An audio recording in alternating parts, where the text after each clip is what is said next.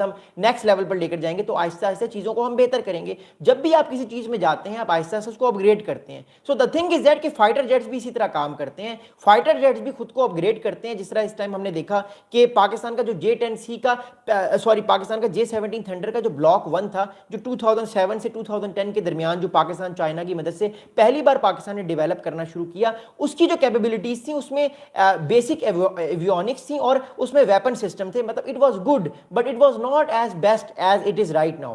پھر اس کے بعد پاکستان نے اپنے بلاک 2 پہ کام کرنا شروع کیا. بلاک 2 جو تھا وہ بڑا زبردست تھا.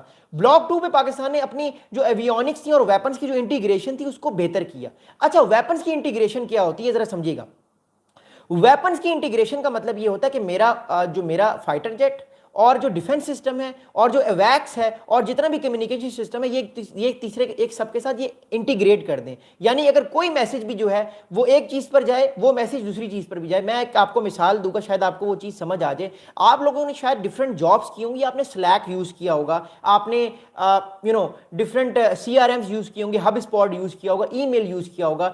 آپ نے دیکھا ہوگا کہ کئی بار ایسا ہوتا ہے کہ یہ تینوں سسٹمز انٹیگریٹ ہوئے ہوتے ہیں. مثال کے طور پہ اگر سلیک پہ کسی نے آپ کو میسج کیا ہے تو وہ میسج آپ کو ہب اسپاٹ پہ بھی آ جائے گا. مطلب انٹیگریشن ہوتی ہے. یاد رکھیے گا, integration is one of the toughest thing. Integration اتنا آسان کام نہیں ہوتا. اس کی وجہ کیا ہے میں آپ کو بتاتا ہوں. انٹیگریشن کیوں اتنی مشکل ہے.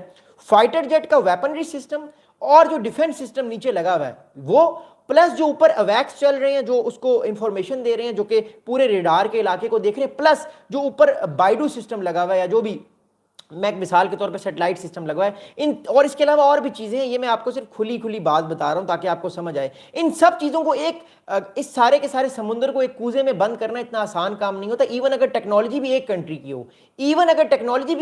کی ہو تو ان کو انٹیگریٹ کرنا کوئی اتنا آسان کام نہیں ہوتا, بیکاز یہ بڑی ٹیکنیکلٹیز ہوتی ہیں. ایونچولی پاکستان نے بلاک 2 کو, جب بلاک 1 تھا اس میں تو یہ کیپیبلٹیز نہیں تھی, it was just a start. لیکن ایونچولی پاکستان نے انٹیگریشن کے بارے میں سوچا. ایونچولی جو پاکستان نے بلاک 3 بنایا ہے, بلاک 3 کی جو انٹیگریشن ہے, اس کے جو ایویکس ہیں, اس کے جو ریڈارز ہیں, اور خاص طور پہ اس کا جو بیونڈ ویژول رینج جو اس کی کیپیبلٹیز ہیں, وہ ساری کی ساری کیپیبلٹیز جو ہیں وہ بہتر ہے بلاک اور 1 اور 2 سے. لیکن اس کا مطلب یہ نہیں کہ یہ بالکل ہی بہتر ہے سب سے. اب پاکستان بلاک 4 بھی بنا رہا ہے.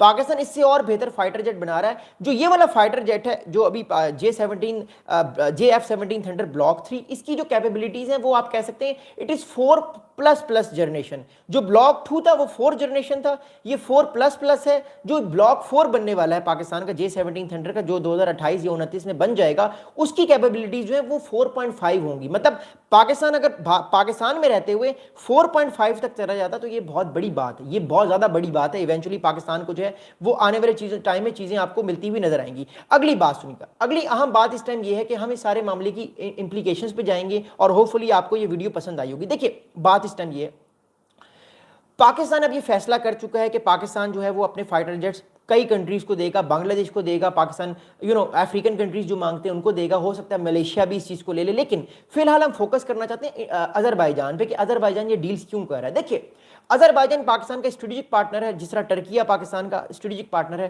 ٹرکی, اذربائیجان اور پاکستان یہ بڑے ایک دوسرے کے ساتھ کلوزلی الائن ہیں. اس وجہ سے بھارت نے یہ فیصلہ کیا کہ وہ اذربائیجان اور جو ہے وہ ٹرکیہ کا جو کیا کرے گا, ان دونوں کنٹریز کا بائیکاٹ کرے گا. بھارت نے ٹورزم اپنا کم کر دیا ادھر. دوسری بات یہ, شنگھائی کوآپریشن آرگنائزیشن میں بھارت نے, جب اذربائیجان نے ریکویسٹ کی کہ وہ آنا چاہتا ہے شنگھائی کوآپریشن آرگنائزیشن کا آبزرونٹ سے ایک پرماننٹ ممبر بننا چاہتا ہے, بھارت نے اس کو بلاک کر دیا فوراً. کیونکہ بھارت کو یہ تھا کہ پاکستان کا یہ ساتھ دیتا ہے اور پاکستان کے ساتھ دینے میں ڈپلومیٹکلی پاکستان کو اور ایڈوانٹیج ہو جائے گا اگر اذربائیجان اس ساری پرماننٹ ممبر بن گیا اس سارے معاملے کا, شنگھائی کوآپریشن کا. تو بھارت نے ویٹو کر کے بلاک کر دیا. بدلے میں پاکستان نے بھی ویٹو کر دیا ارمینیا کو, کیونکہ اگر اذربائیجان نہیں جائے گا تو پھر ارمینیا بھی نہیں جائے گا. حالانکہ ارمینیا پاکستان نے تعلقات بحال تو کر لیے, but what I am seeing is that کہ اسٹل اذربائیجان پاکستان کے بہت کلوز ہے, اور پاکستان ترکی اور اذربائیجان کو ناراض نہیں کر سکتا, بیکاز ان کی اینیمی شپ یا کہیں نہ کہیں ان کے تعلقات ارمینیا سے آج بھی ٹھیک نہیں ہیں. اگلی بہت اہم بات سنیے گا. دیکھیے اگلی اس ٹائم بات یہ ہے کہ اگر ہم ریجنل ایئر پاور بیلنس کی طرف جاتے ہیں تو ریجنل ایئر پاور جو بیلنس ہے اس ٹائم ہمیں نظر آ رہا ہے ٹرکی کی طرف اور اذربائیجان کی طرف. میں فی الحال اذربائیجان کی بات اس لیے کر رہا ہوں کیونکہ ارمینیا موقع پہ چوکا مارنے کی کوشش کرے گا. یہ جو سیز فائر ہوا ہے نگورنو کاراباغ پہ, یہ صرف سیز فائر ہوا ہے.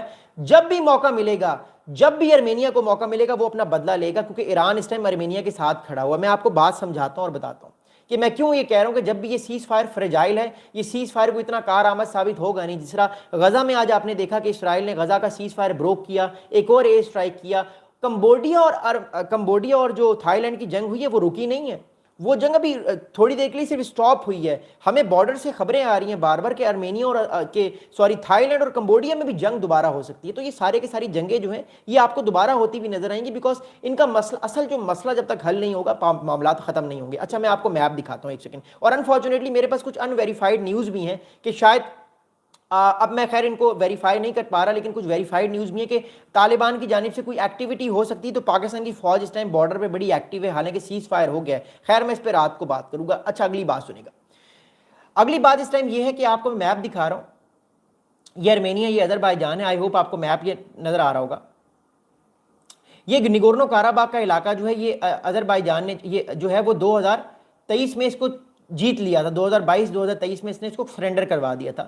تب سے یہ جو ہے اس پہ کنٹرول آذربائیجان کا ہے. اور 2025 اگست میں امریکہ نے ڈیسائیڈ کیا کہ یہ پیسفل طریقے سے معاملہ حل ہو اور آذربائیجان کو یہ علاقہ واپس مل گیا. لیکن جو ارمینیا میں پبلک سینٹیمنٹ ہے اس ٹائم، وہ سینٹیمنٹ یہ ہے کہ وہ چاہتے ہیں کہ جب بھی ان کے پاس یہ طاقت آئے وہ واپس اس علاقے کو لے لیں، کیونکہ یہاں پہ رہتے ہیں ارمینیا، سب سے زیادہ ارمینینز اس علاقے میں رہتے ہیں. بٹ آذربائیجان یہ کہتا ہے کہ یہ علاقہ جو ہے وہ مور امپورٹنٹلی جو ہے وہ یہ سارے کا سارا علاقہ جو ہے وہ آذربائیجان کا. That's why I am seeing کہ آنے والے دنوں میں یہ آپ کو چیزیں اور زیادہ نظر آئیں گی اور یہ جو معاملات ہیں یہ ختم نہیں ہوئے. میں پھر کہہ رہا ہوں ڈونلڈ ٹرمپ صاحب بڑے اچھے آدمی ہیں، بڑی کوششیں کر رہے ہیں کہ وہ دنیا کی جنگیں ختم ہو، لیکن وہ صرف سرسری سی جنگیں ختم کروا رہے ہیں. جو ہی موقع لگا، جو ہی چوکا لگا، ارمینیا بھی کھاتا کھول دے گا، ساتھ میں جو ہے وہ تھائی لینڈ کمبوڈیا والا کھاتا بھی کھل جائے گا، اور غزہ والا بھی کھاتا انفارچونیٹلی شام سے کھلا ہوا ہے. تو یہ ساری جو سیز فائر ہے یہ مجھے ایسا، میں کیوں یہ چیزیں بار بار بات کروں، بیکاز اصل پرابلم سالو نہیں ہوا. ارمینیا کو جس دن موقع ملا وہ دوبارہ سے اپنا بدلہ لے گا. اس لیے اس ٹائم آذربائیجان کوشش کر رہا ہے کہ وہ اپنے آپ کو طاقتور کرے تاکہ اگر کوئی ایسا موقع آئے بھی تو وہ اپنے آپ کو بچا سکے اور اپنی جو پاور ہے اس کو اسٹرینتھن کر سکے. اور وہ پاکستان کے ساتھ اس ٹائم انٹیگریشن کی طرف جا رہا ہے، پاکستان کے ساتھ وہ یہ ساری ویپنری لے رہا ہے، پاکستان کے ساتھ وہ سارے ڈیفینس کے معاہدے کر رہا ہے. یہ بڑی انپورٹنٹ بات. اگلی بات سنیے.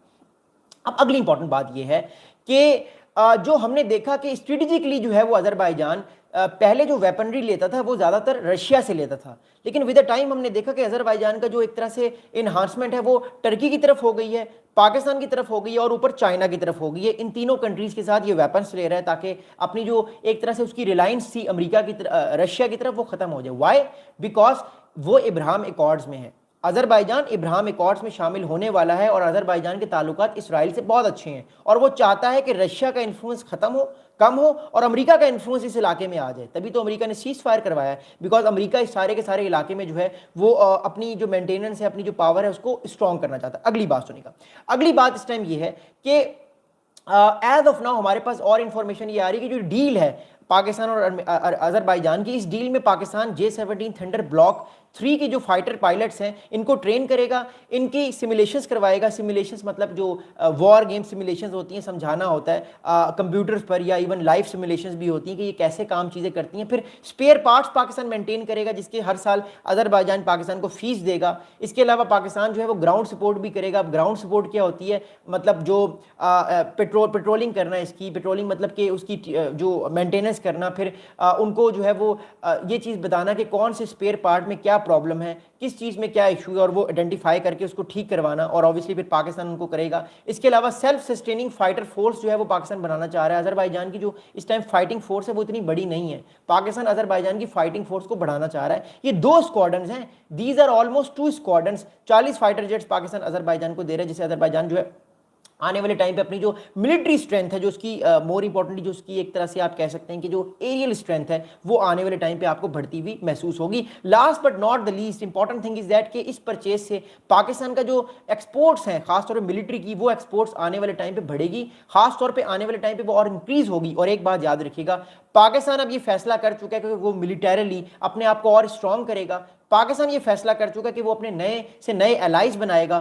پاکستان یہ فیصلہ کر چکا کہ وہ اب دنیا کے ساتھ اور نئے طریقے سے کانٹیکٹ کرے گا، کیونکہ دنیا ایک ملٹی پولیرٹی کی طرف جا رہی ہے. یاد رکھیے گا، جب دنیا ملٹی پولیرٹی کی طرف جاتی ہے تو وائلنس بھی بڑھتا ہے، جنگیں بھی بڑھتی ہیں، معاملات بھی بڑھتے ہیں، اور آپ کو اپنے آپ کو سیفٹی کے لیے آپ کے پاس ایک بہت